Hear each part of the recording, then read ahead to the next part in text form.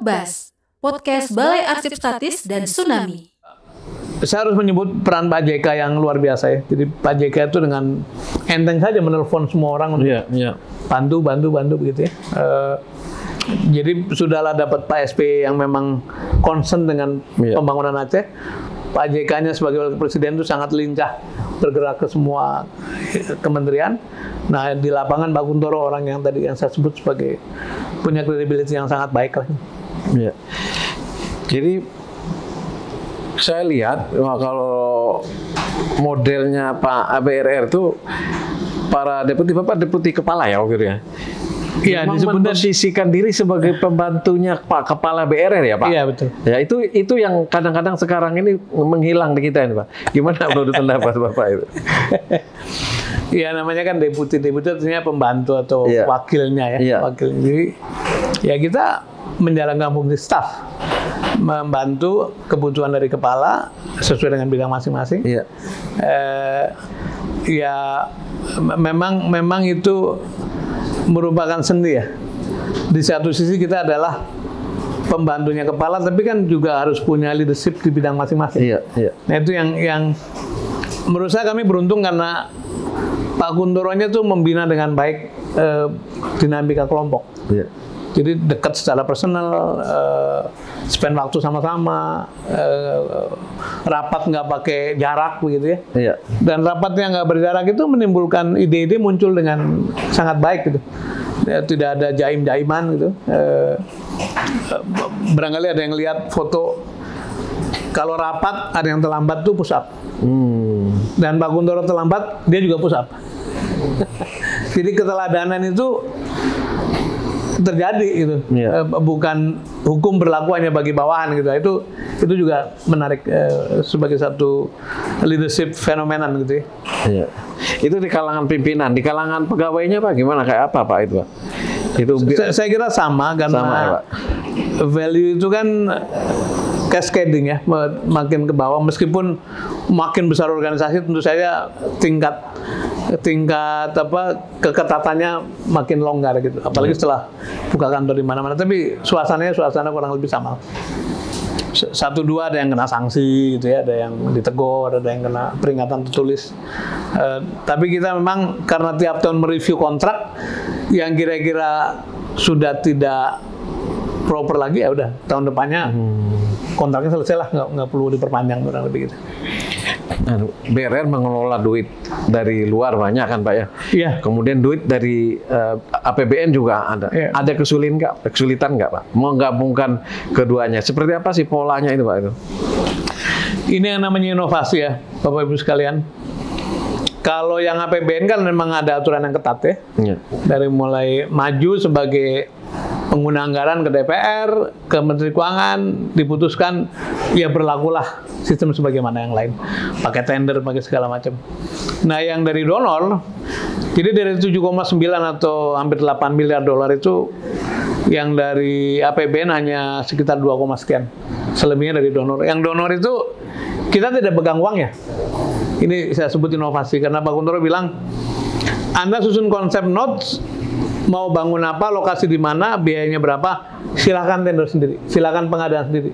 Pokoknya kita tahunya selesai tanggal sekian, langsung masuk ke dalam daftar aset yang diserahkan pada masyarakat gitu. Nah dengan itu maka pengadaan dilakukan oleh donor sendiri tuh Pak. Jadi nggak perlu kita sentralisir. Nah di sini mungkin juga menunjukkan bahwa Pak Kuntoro dan tim itu tidak punya kepentingan untuk ngontrol, nunjuk kontraktor, kan di situ biasanya permainan kan. Jadi silahkan bekerja sendiri secara mandiri. Nanti begitu selesai baru kita laporkan. Nah, tugas BRR dua tuh. Satu, mengelola budgetnya pemerintah yang dari APBN. Dua, menjadi fungsi koordinasi dengan para donor itu. Koordinasi dalam bentuk apa? Dalam bentuk lokasi proyek, waktu, monitoring, sampai pada quality control. Begitulah yang dilakukan untuk donor internasional. Secara formal pada tahun kedua, tiap tahun kita menggelar namanya CFEN, CFEN, Coordinating Forum for Acehenias. Itu dipimpin oleh World Bank, oleh Pak Kuntoro dan World Bank. Presiden biasanya hadir. Yes. Not World Bank. Oh, not World Bank. Not World Bank. Us. This was the big fight. Oke. I remember. You want me to explain that? Jadi World Bank tuh kepengen pegang peran, tapi banyak negara yang nggak mau.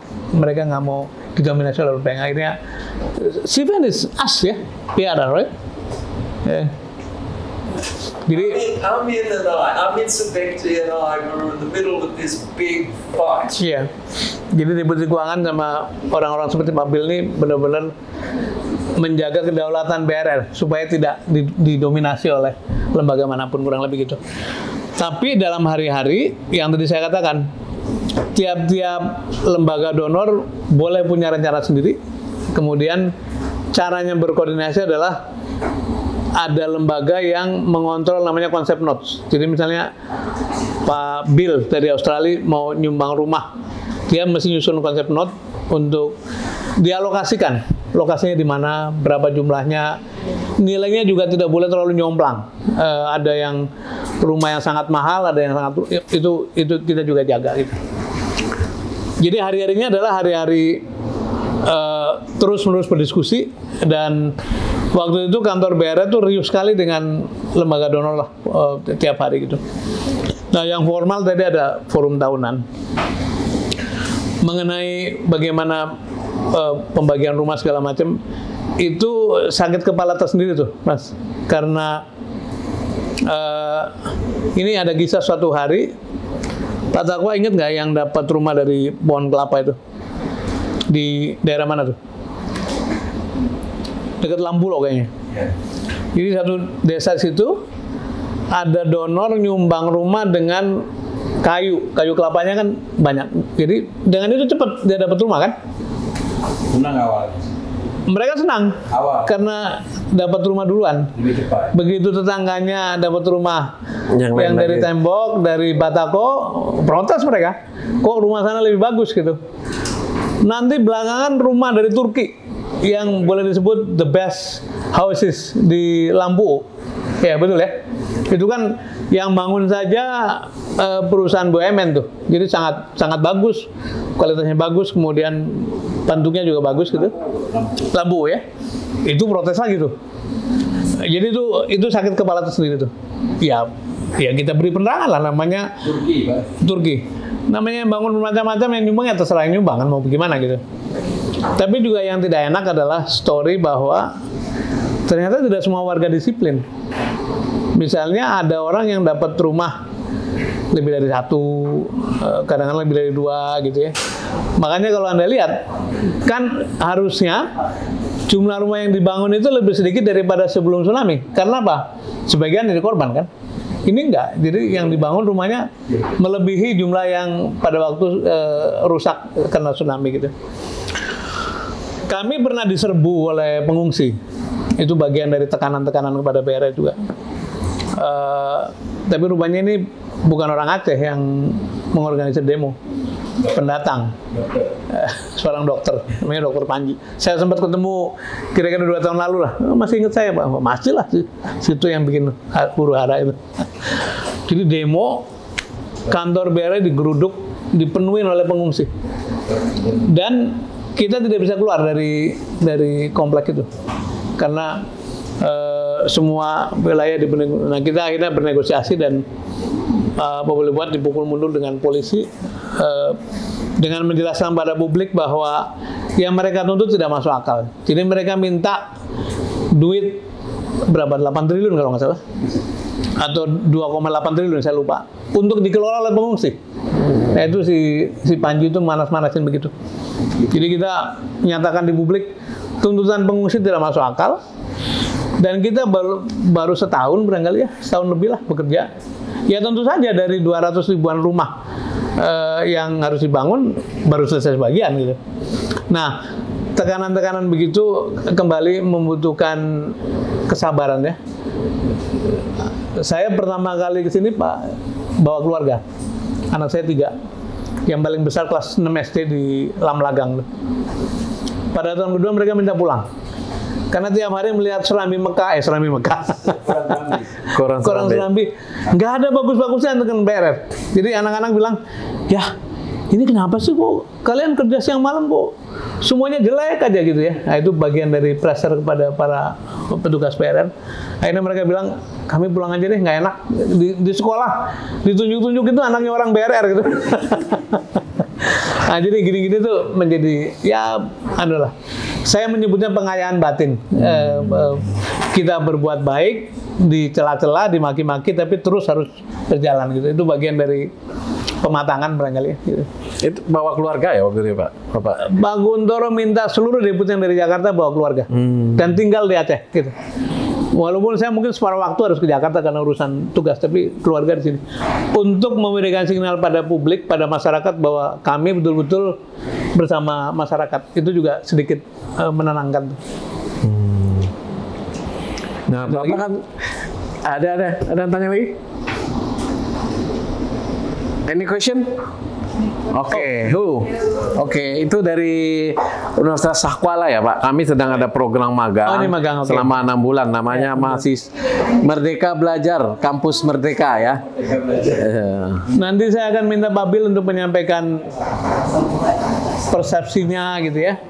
Bill, I want to invite you to speak before the end, just to share your view, your feeling during you stay here in Aceh and also after seeing this 20 years. I would be happy to, as long as you accept the dangers. That's okay. Ayo. Baik, Assalamualaikum warahmatullahi wabarakatuh. Perkenalkan, nama saya Rida Sabila Sinaga dan saya berasal dari Universitas Sahkwala dan kami di sini program magang Pak. Jadi saya ingin bertanya, sebagaimana yang kita ketahui bahwasanya Bapak kan pernah menangani Badan Rekonstruksi dan Rehabilitasi Aceh Nias 2005 sampai 2007. Dan yang ingin saya tanyakan yaitu apa saja sih pencapaian terbesar yang berhasil Bapak raih selama kepemimpinan Bapak di BRR, dan apa pelajaran penting yang Bapak dapatkan dari pengalaman di BRR yang bisa diterapkan dalam penanganan bencana di masa depan. Terima kasih. Assalamualaikum warahmatullahi wabarakatuh. Terus pertanyaannya bagus Pak. Saya aplaus ya. Saya mau bacakan rekapitulasi apa yang dikerjakan BRR dalam 4 tahun ya. Kebetulan saya punya angkanya nih. Jadi orang hilang tempat tinggal itu jumlahnya 635.000 yang kehilangan tempat tinggal.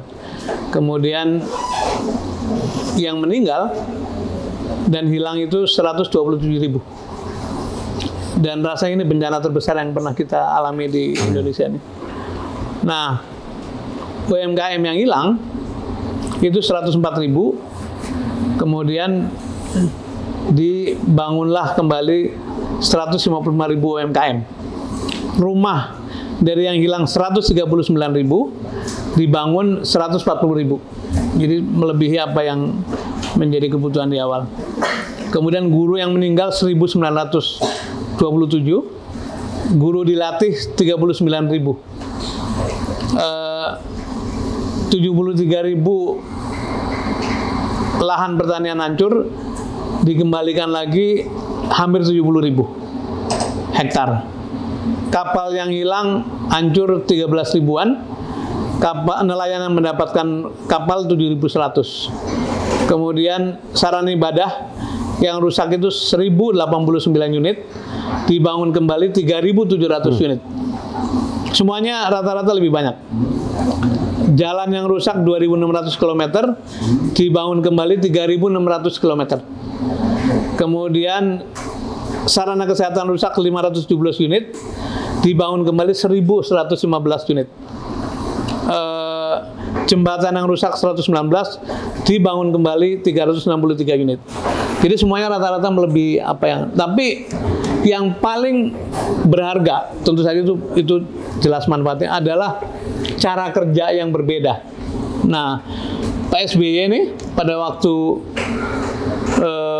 10 tahun tsunami, pidato di Amerika di hadapan para diplomat dan para koleganya, para menteri dan sebagainya, beliau menggarisbawahi ada 10 manfaat yang diperoleh setelah melakukan rekonstruksi dan rehabilitasi dan juga menangani bencana di Aceh.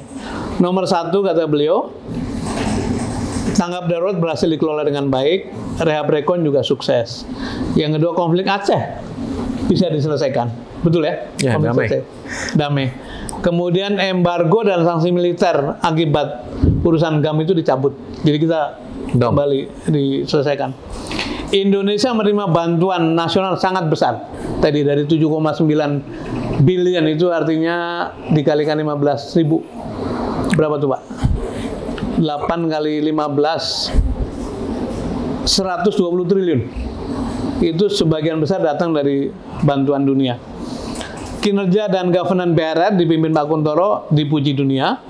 Kemudian ada undang-undang penanggulangan bencana, Pak. Ya, BNPB. Undang-undang itu disusun dari pengalaman kita bekerja di Aceh. Begitupun BNPB, Badan Penanggulangan Bencana Nasional, plus akhirnya kan sekarang sampai ke daerah semuanya. Ya.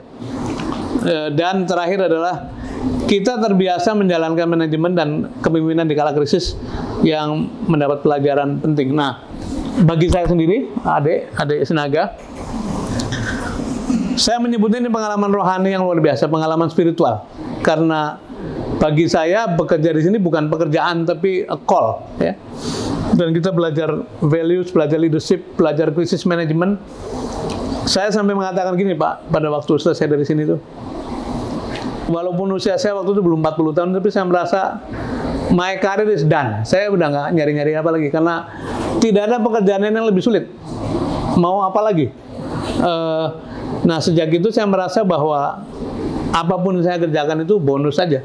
Mau jadi menteri, mau jadi dirut, mau jadi orang Pertamina itu sama saja, karena inilah pekerjaan paling sulit, paling demanding, paling rumit, paling tadi memerlukan kebesaran hati gitu ya. Jadi saya bersyukur berada di sini, belajar banyak hal. Makanya banyak kawan-kawan BRN mengatakan ini bukan instansi pemerintah sebetulnya, ini adalah universitas. Alumninya nyebar kemana-mana sampai hari ini, ya, gitu. Ya, sebagai closing statement, tapi belum closing nih. Bapak melihat, kalau kami melihat BRI itu agak unik gitu Pak. Yeah. Uniknya apa? Ketika dia mau meninggal dunia kan, meninggal dunia 2009 kan, dia udah memikirkan kuburnya, kuburnya masuk surga atau masuk neraka kan. Nah, masuk surganya itu arsip-arsipnya tersimpan di sini nih Pak, untuk kemaslahatan umat, bahkan tidak hanya untuk Indonesia, tapi dunia. Sebenarnya apa ya yang ketika Bapak mau selesai ya waktu itu, apa yang memang diskusi, ada diskusi nggak dengan Pak Kuntoro terkait dengan penyelamatan arsip-arsip yang ada di BRI Etnarnia sebagai bukti pertanggungjawaban maupun sebagai bukti sejarah perjuangan teman-teman waktu itu di BRI Etnarnia. 17 Desember 2023 itu Pak Kuntoro wafat ya. Jadi dalam waktu 3 pekan ke depan kita akan memperingati setahun Pak Kuntoro. Bagi saya, bagi kami semua, Pak Kuntoro itu bukan pejabat, tapi pendidik Pak. Ya memang aslinya kan beliau dosen di ITB ya. Jadi ketika mulai menerima pekerjaan ini sudah membayangkan, nomor 1, dokumentasi harus baik sebagai pembelajaran bagi generasi berikutnya gitu. Yang kedua, dia sudah berpikir bahwa alumni BRR harus berperan di pemerintahan ke depan. Tidak harus jadi pejabat, tapi pokoknya orang dan memang ini terbukti. Pak Edi Purwanto, Deputi Perumahan, jadi kepala otorita pengelola jembatan Madura tuh. Ada yang kenal MRT ya? MRT Jakarta. MRT. Itu yang mimpin hebat adalah namanya Pak Willy Sabandar, itu mantan kepala perwakilan di Nias gitu. Ya. Ada yang kenal TGUPP, Tim Gubernur untuk Percepatan Pembangunan di DKI. Itu yang mimpin namanya Pak Amin Subekti, mantan Deputi Keuangan ya. Kemudian Pak Fuad Rahmani yang orang Aceh, dulu tidak pernah menerima tawaran untuk menjadi kepala Bapepam karena merasa terlalu banyak mafia katanya, pasar modal.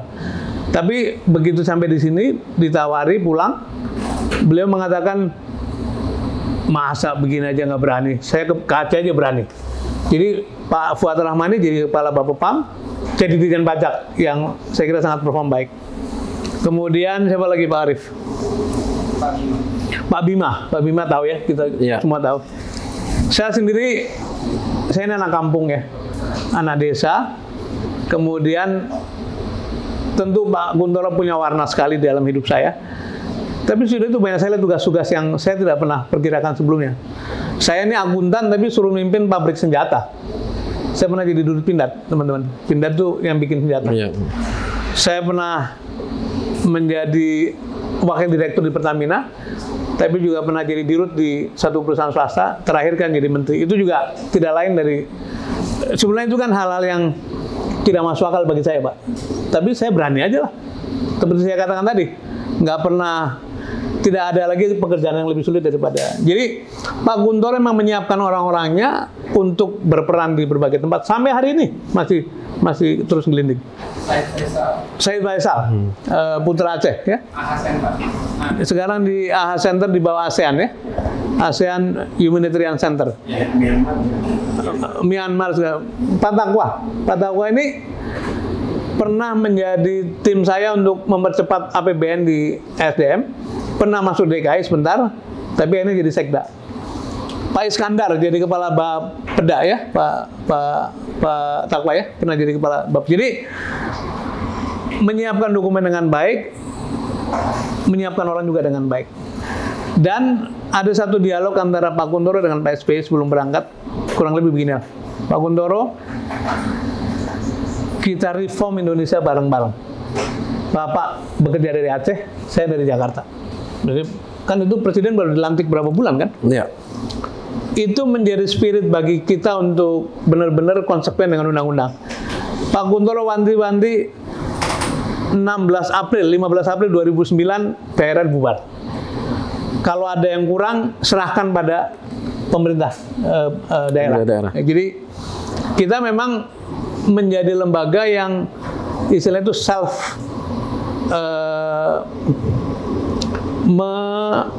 membubarkan diri sendiri. Jadi nggak mau diperpanjang-panjang lagi. Meskipun pada waktu itu dirayu kiri kanan, tapi mengatakan nggak, stop, selesai, dan kita bubar, serahkan pada pemerintah daerah. Dan itu rasanya tadi yang membutuhkan keikhlasan kan. Kan lagi hebat-hebatan tuh dipuji kiri kanan, tapi kita mengatakan dan sudah selesai gitu. Nah, kembali pada arsip, memang Pak Kun sejak awal tuh sangat concern supaya apa-apa yang menjadi pembelajaran itu tidak hilang begitu saja. Jadi makanya kita kerjasama langsung dengan Arsip Nasional untuk teken dan malah dibangun secara khusus, ya, arsip dari BRR. Begitu mungkin. Jadi MOU itu ada 3, Pak. Waktu itu kan biasa Pak Joko itu kan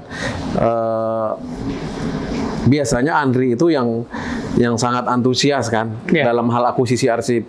Tapi ini agak beda. BRR sendiri yang artinya mempersiapkan diri untuk arsipnya diserahkan. Harusnya dibawa ke Jakarta. Tapi pemerintah Aceh berkeinginan di sini untuk menjadi pusat studi, pusat pengetahuan gitu, Pak, itu. Dan sekarang Syahkuala kayaknya punya itu, ya. Punya studi khusus mengenai kebencanaan. Ada nama TDRMC. Pusat studi tentang kebencanaan, lalu ada S2 kebencanaan. Nah, Pak, setelah 2 dasawarsa, Pak, Bapak melihat Aceh seperti apa, Pak? Saya kan sejak selesai dari BRR kan bolak-balik ke sini, ya. Sebagai menteri saya datang, ya, Pak Takwa, ya. Sebagai sekjen PMI saya datang, sebagai tim kampanye datang beberapa kali. Dan memang dari waktu ke waktu Aceh menunjukkan progres yang luar biasa. Yang paling saya syukuri adalah perdamaian itu telah membawa efek pada kerukunan bersama dengan bagaimana ngelihatnya adalah teman-teman ex-GAM sudah tidak lagi menjadi satu subkultur sendiri kan. Dia berpolitik bersama-sama dengan warga yang lain, bikin partai bareng-bareng. Jadi itu satu investasi yang luar biasa menurut saya. Karena kalau tidak, jangan-jangan seperti Pak Tani yang di Thailand itu. Sampai hari ini susahnya bukan main untuk mengajak perdamaian. Juga yang kami syukuri adalah pengalaman membangun kembali plus mendorong perdamaian itu menjadi sumber pengetahuan di berbagai negara. Dan Pak JK sekarang lagi sibuk bantu Pak Tani, bantu Myanmar. Saya kemarin ikut juga ke Palestina segala macam. Jadi ini sesuatu yang saya katakan tadi menjadi ilmu yang tidak habis untuk ditimbah, dan mudah-mudahan pusat studi maupun arsip ini, pusat pengetahuan ini juga menjadi sarana untuk belajar yang memberi manfaat panjang. Nah, bagaimana Bapak melihat Balai Arsip Statis dan Tsunami sebagai pusat studi? Setelah datang ke sini, apa yang Bapak rasakan gitu, Pak? Saya kira banyak orang harus diajak ke sini ya, teman-teman mahasiswa ya. Mau itu Anda belajar kebencanaan, tidak. Karena ini adalah contoh bagaimana mempreserve pengetahuan, Pak. Dengan cara yang baik, cara yang mengesankan, cara yang mudah diakses. Syukur-syukur saya lihat ada teater kan itu kan. Barangkali duduk situ bisa. Jadi ini satu contoh yang sangat baik, dan mudah-mudahan ini terus bisa dikembangkan sampai ya pokoknya tadi Pak Ketua kan punya visi untuk didigitalkan ya. Saya kira itu baik untuk kita dorong sama-sama. Kita dalam proses digital. Amin, mudah-mudahan. Warisan dari BRR banyak digitalisasi, tapi kita juga sekarang dalam proses digital dalam rangka hilirisasi kearsipan tadi, Pak, supaya masyarakat memanfaatkan arsip semaksimal mungkin dan memperkenalkan itu tadi sukses story BRR NAT-nya sendiri, Pak. Itu. Ada pesan-pesan buat teman-teman yang bekerja mendedikasikan dirinya di bidang kearsipan nih, Pak? Saya nanti ingin memberi kesempatan pada Pak Billy, tapi saya ingin menyampaikan sekali lagi terima kasih teman-teman. Terima kasih untuk mendedikasikan diri pada reservasi atau rescue dari sumber-sumber pengetahuan. Menurut saya yang harus Anda ngambil sikap adalah, ya tentu saja ini pekerjaan. Pekerjaan itu artinya ada SK, ada gaji, ada karir. Tapi beyond pekerjaan, ini adalah satu panggilan ya. Dan mudah-mudahan Anda semua sukses, diberi semangat terus untuk menjaga pusat pengetahuan ini. Ya. Terima kasih. Teman-teman sekalian, terima kasih banyak kepada Pak Sudirman Said, Bapak kita. Yang memang ini Bapak kita ya, artinya kalau nggak ada beliau di BRR, nggak ada yang kita kerjakan sekarang ini, ya. Nggak ada pekerjaan ya. Artinya arsip nasional itu sebenarnya sudah nggak ada di sini, Pak. Sudah diserahkan ke daerah 2002 itu. Sudah diotonomi daerah kan. Tapi begitu begitu ada bencana, lahir BRR, lalu banyak arsip, kemudian Pak Kuntoro dan teman-teman ingin supaya arsip itu menjadi memori dunia, tidak hanya untuk Aceh tapi pelajaran. Kita membaca itu, Pak Sudirman. Kami membaca dokumen-dokumen itu, memang Pak Kuntoro itu ingin menjadikan ini sebagai pusat pembelajaran. Itu di dokumen, bukan saya ngomong nih. Di tanda tangan MOU-nya itu memang dinyatakan ini supaya dijadikan pusat studi arsip, pusat studi kebencanaan gitu. Itu di dokumen aslinya, di MOU antara Andri, kemudian Pak Kuntoro BRR dengan pemerintah Aceh waktu itu, Pak. Jadi itu memang dahsyat yang luar biasa. Jadi Bapak Ibu sekalian, kami atas nama Arsip Nasional, tadi Pak Kepala udah nyampein ke Bapak, salam hormat beliau, Pak Deputi juga sama, menyampaikan terima kasih yang sebesar-besarnya atas Bapak meluangkan waktu ya, Pak. Di Jakarta kami nggak ketemu, tapi Bapak menyampari, Mas Arief bilang beliau sendiri yang akan ke sini katanya, bukan kami yang ke sana. Dari beberapa bulan yang lalu Pak Arief bilang beliau ke sini. Oh iya, Pak, kalau gitu kami tunggu. Gitu, Pak.